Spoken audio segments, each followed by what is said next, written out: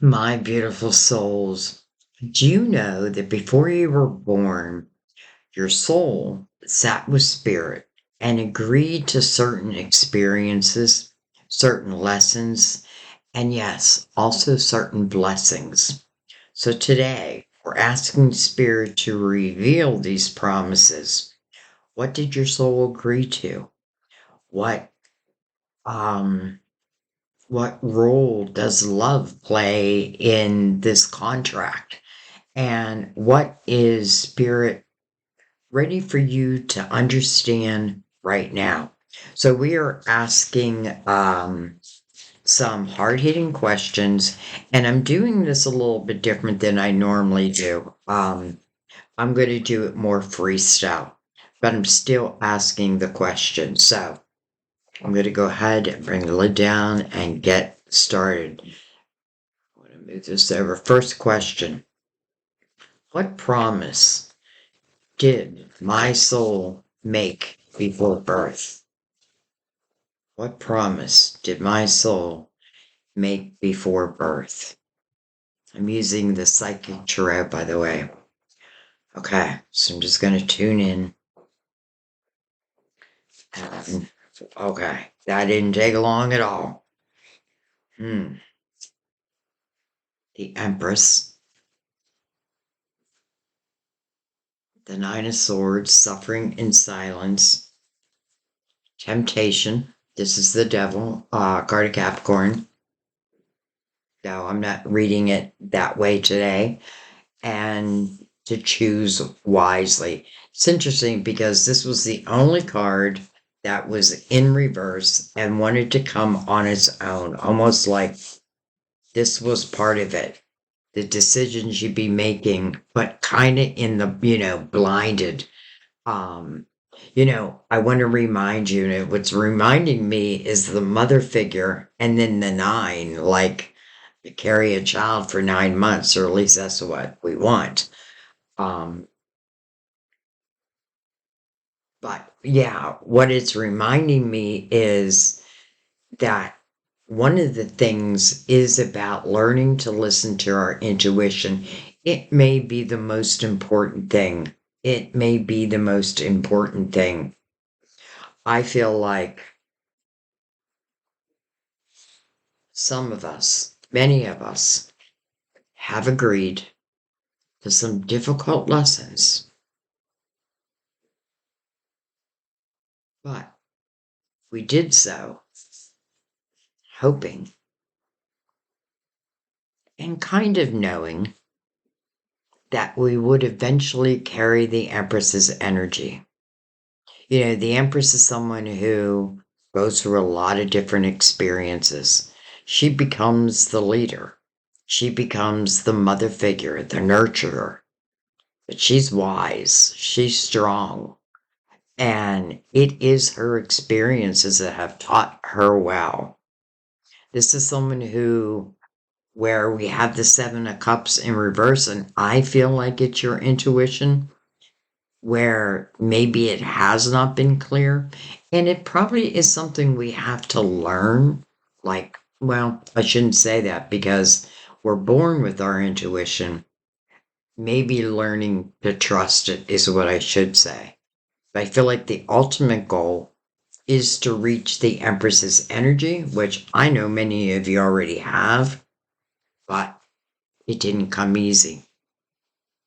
And by the way, most good things, most blessings, they are because you've gone through something difficult.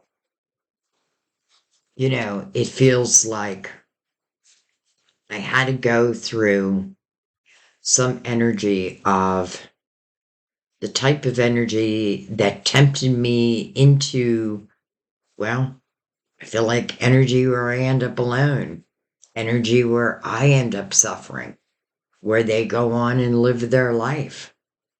But the truth is, they taught you a valuable lesson, and that is to choose you, and that is not to chase. That true love will never make you chase it. And I'm not talking about the fun, the play, the beginning. I'm talking about when there is what feels like commitment. From that point on, there should not be chasing. The Empress would not chase a man. Or if you're a man, this just means you're in your feminine energy. Same thing. It is not about chasing. It is about being chosen and deciding. So I feel like when we reach the Empress's energy, everything becomes clear. Our intuition becomes clear. And can I just say, I feel that many of us are old souls. Some believe in reincarnation, some don't. And, be true to you by all means. But I do believe, like my guides have showed me many, many things. But yeah, I feel like that's it. So I feel like it's just saying that your soul agreed to some of these hard lessons, some of these, lower vibrational energies. And it's almost like, will she choose the light or the dark? Will she feed the angel or the devil? It will be up to her or him. But the ticket is once they are in tune with their intuition, it's like your spirit guides, we can take a breath. Okay, I accept that. So, what did my soul, or why did my soul choose these promises? This really tells us more about the soul's purpose. And by the way, I would not leave the Empress out of that. The Magician, awareness, real awareness. And look at this healing. This is the Four of Swords. Wow. Some of you, your sole purpose is to be a healer. And I can tell you right now, the healers out there in the world probably have had the most difficult of lives. Think of Mother Teresa. Think of, I think there's many names coming to mind, like that have been imprisoned to fight the cause. But I'm not telling you that's you. What I'm saying is, I definitely feel like for many of you, it's your soul's purpose. And by the way, I feel like our soul's purpose is to help those who are going through something that we have gone through. We're on the other side of it now, so we can see it and we can help. It's like you, and by the way, look at this. Just look at how the Empress and the Magician hit the same ring, heart chakra.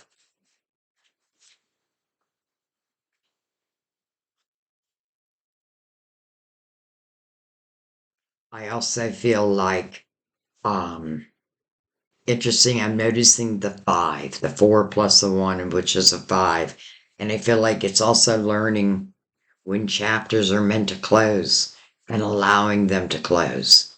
That kind of feels like what the Nine of Swords and temptation were talking about. The things that are done, they are over, but we pull them back. We probably pull them back out of comfort's sake, but doesn't feel like that's what we're meant to do.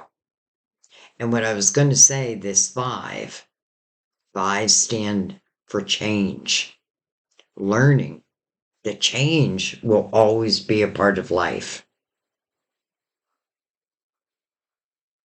And the healing process, you know, I don't feel like it ever stops. I feel like we're always healing. But as we're healing, we're receiving. So many times when we're in these quiet moments, we're receiving the deepest of downloads. Okay, let's continue. So, how has this been showing up in your life already? So, kind of what I'm looking for here is the validation. Oh my God. Hello, double eights. And not the greatest. Well, I mean, the Eight of Cups. Here it says emotional withdrawal. But just look at this person. Like sitting at the water's edge, letting the tides take their worries away. Because here are the worries, trapped in fear. How has this been showing in your life? Wow, I feel like we either will do this or we will do this.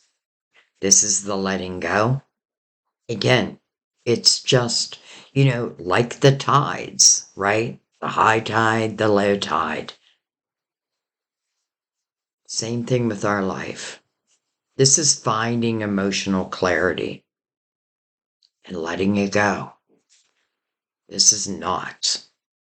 This is staying stuck within it. This is a human condition. This is when our mind tells us not safe out there. Love isn't safe. Whatever it may be, we are not paying attention to our intuition. I got to go back to the Seven of Cups again. I know it has nothing really, well, in a way it does, to do with intuition, but that's not how I read at the table. Okay, double eights. And what is eight? Eight is a new beginning. Eight is the number of infinity, as above, so below. If nothing else, it lets you know you're not alone. And even in your darkest moments, I can see there's this glimmer of light, glimmer of hope. Follow that glimmer. Follow it. Okay, so what lessons is Spirit currently teaching us through this promise? I feel like we just kind of, it's interesting because I feel like the answer of the question before seems to also answer, the current question. So, again, where am I at? 1, 2, 3. What lessons is Spirit currently teaching us through these promises? Triumph. This is a Chariot. 3 of Swords.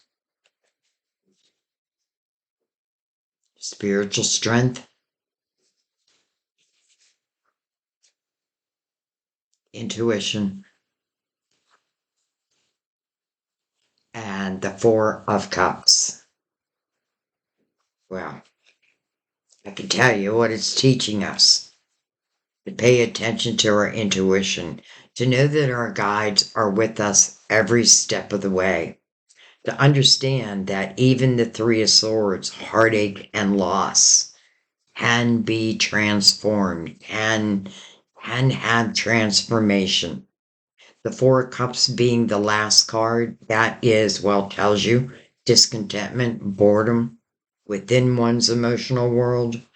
But the truth is, in the 4 of Cups, a cup is coming in. So what it really means is learning to use your spiritual discernment. This is what you've been learning. And I feel like with the 3 of Swords, every time I see the 3 of Swords, I feel like something has happened 3 times. I may have given someone 3 chances. And it doesn't have to be love. It could be in any area. but it's you who ended up with the brunt of the pain. Yet your spiritual team right here, right in the center. And this is who's connected to your intuition. They're telling you just because one thing didn't work out, do not assume that the next or the next won't work out. The more that you trust your intuition, you see through these illusions. Remember, we have the magician, we have the awareness. The less chance that you will repeat what you've already been through. Your spiritual team is saying, we never left your side. We never will leave your side. But there's some things that we have to do on our own. They're still helping. They're still sending signs. And for some, like if you think your love life is over, they're trying to tell you different. But at the same time, you got to know if something, a certain love may be over. But I feel like maybe what is meant for you is now coming in. Think about it. How could it come in with these eights? How could it come in when the Nine of Swords is there, connected to temptations? It's not that it can't come in. What would we do with it? Would we not just take everything that the person before did to us and put it on that person? And if they did it to us, what would we do? I would walk away. I'd be like, I am not them. I am not them. This is why your guides say take the time to clear the energy. It doesn't mean that you have to, again, be completely healed. Just put your foot, your toe back in the water. Okay. So, how does this soul promise affect your love life? Wow. Well, hello, lovers. Head over heart decision. It's interesting. I haven't given any signs, which I very seldom do anyway. It is the card of Gemini, though, coming under Cancer's major arcana.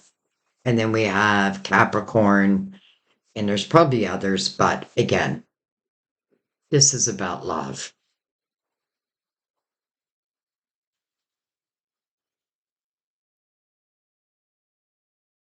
Hello, new beginnings. That is the full movement, choices, and decisions. And then moving on. Moving on from what? The Five of Swords. That's where the toxicity lies. That may be the answer that we're seeking. How does this affect your love life? Well, if I never let go of what was, what didn't work out, what broke my heart, then how can I ever be ready? How can I ever be the fool? And this is what we want.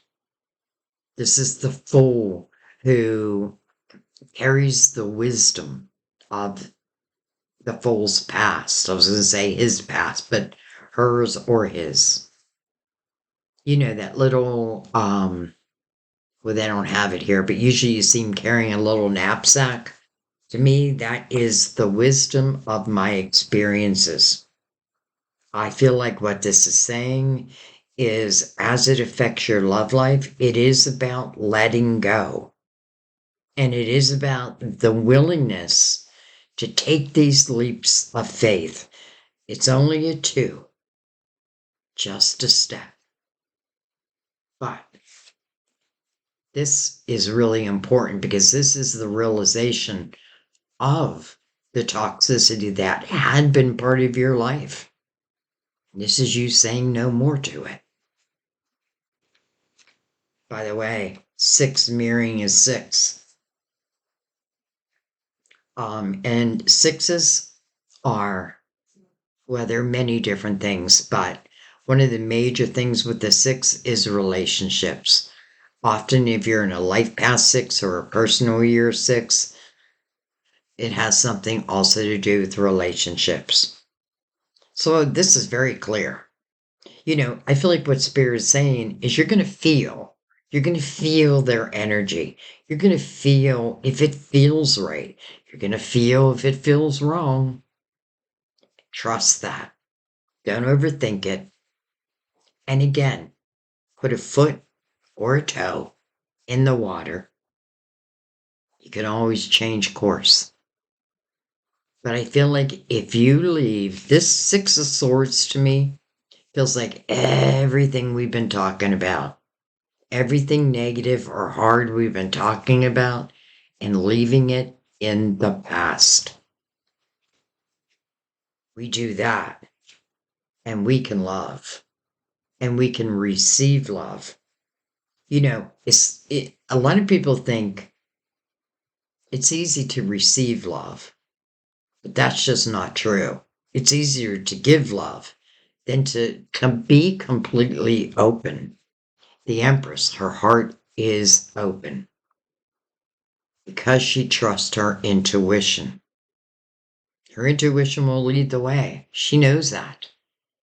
But again, like Spirit is saying, this is the energy that we are learning. We're learning it as we go. Okay, last but not least, what kind of partner supports your soul contract? I didn't even know I asked that question. Look at that. That was flipped around in the deck. The Hierophant, which is called Wisdom here. Carditaris. It's a 5. Change. But it's based on your belief system, your morals, and that may be exactly what it's asking. Like, if I look back,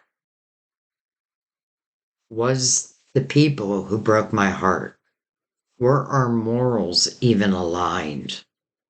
Did we have the ultimate goal, like the same goals in mind? And they may have told you they did, but then showed you something different. I always say people will reveal to you who they are if you give them enough time.